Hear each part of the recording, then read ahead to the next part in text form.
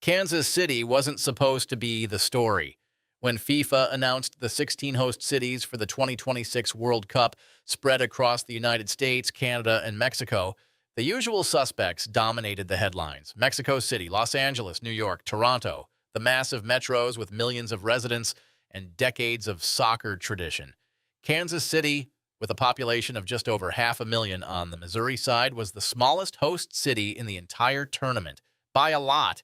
And heading into the summer, most international fans couldn't have found it on a map. But here's what nobody saw coming. When the group stage draw put Argentina and Algeria in the same group, and when both teams decided to set up their training camps in the Kansas City region, Argentina in the city proper, and Algeria just down the road in Lawrence, Kansas, this Midwest city that nobody was talking about suddenly became ground zero for one of the tournament's most unexpected culture clashes. And by the time match day rolled around on Tuesday, June 16th, Kansas City had thrown a party that rivaled anything happening in the bigger cities. Let's break down how the tournament's smallest host became one of its loudest.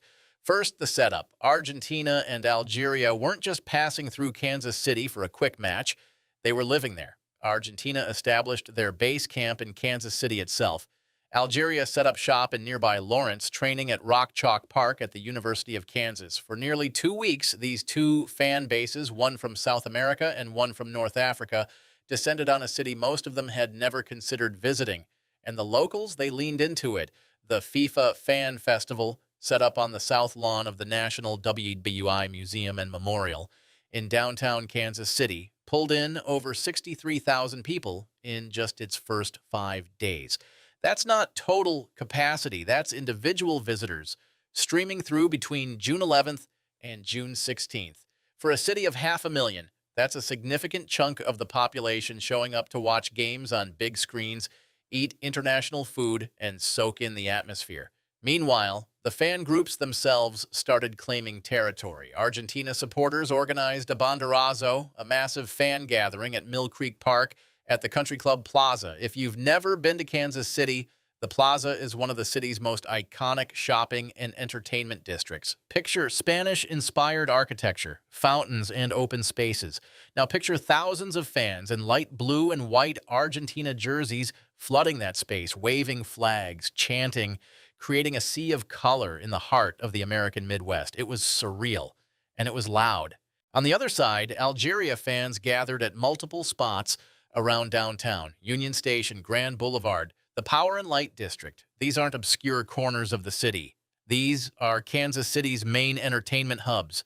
And for days leading up to the match, they were packed with supporters in green and white, drums echoing off buildings, flags hanging from balconies.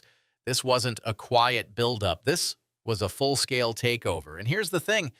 Kansas City had never hosted a World Cup match before. This was their first ever, so the entire city, from the local government to businesses to residents, was figuring it out in real time. And by all accounts, they nailed it. The logistics worked. The fan zones didn't descend into chaos. The atmosphere stayed electric without tipping into tension. For a city with no World Cup hosting experience, that's impressive. Then came match night, June 16th, 8 p.m. Central Time, Arrowhead Stadium, rebranded as Kansas City Stadium for the tournament, was the venue, and it was packed. Nearly 70,000 fans filled the bowl. That's close to capacity, and the split was wild. One side of the stadium, a wall of light blue and white.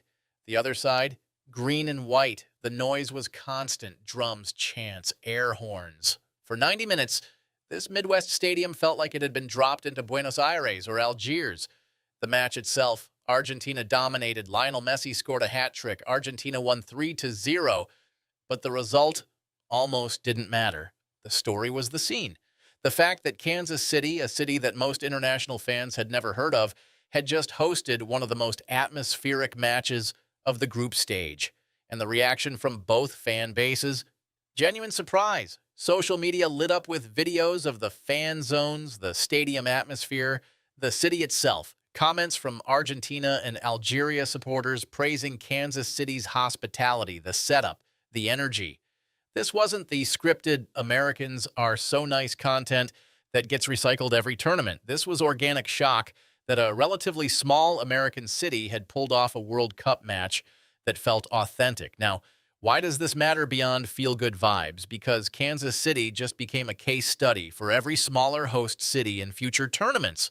The World Cup is expanding, more matches, more host cities, and there's always a debate about whether smaller cities can handle the logistics and create the atmosphere. Kansas City just answered that question. They can. The numbers back it up. The city expected around 650,000 total visitors across the entire tournament. For a metro area of under 2 million, that's a massive influx. And the infrastructure held. The fan festivals worked. The transportation didn't collapse. The local economy got a boost without the city getting overwhelmed. This is the blueprint, and it's not just about hosting. It's about proving that soccer culture isn't confined to the coasts or the traditional soccer cities. Kansas City showed that you can drop a World Cup match in the middle of the country, bring in fans from Argentina and Algeria, and create an atmosphere that rivals anything in New York or LA. Here's the other angle. This match, this moment, is part of a broader shift in how America engages with international soccer. The 2026 World Cup wasn't just about the U.S. national team. It was about American cities proving they could host the world. And Kansas City, the smallest of the 16 hosts, just outperformed expectations. The local coverage in Kansas City has been glowing. National outlets, including NBC News, have run retrospectives highlighting the Argentina-Algeria match as one of the tournament's best off-the-pitch moments.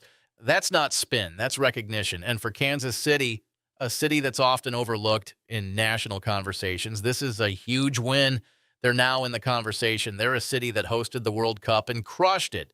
So what's next? The World Cup moved on. Kansas City hosted 6 total matches, including group stage games, a round of 32 match, and a quarterfinal.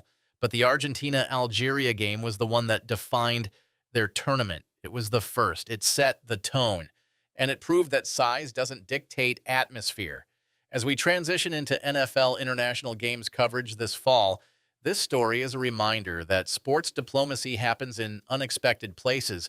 It's not always the biggest cities or the most famous venues. Sometimes it's a Midwest stadium filled with fans from opposite sides of the world chanting in Spanish and Arabic, all because a 500,000-person city decided to throw a party.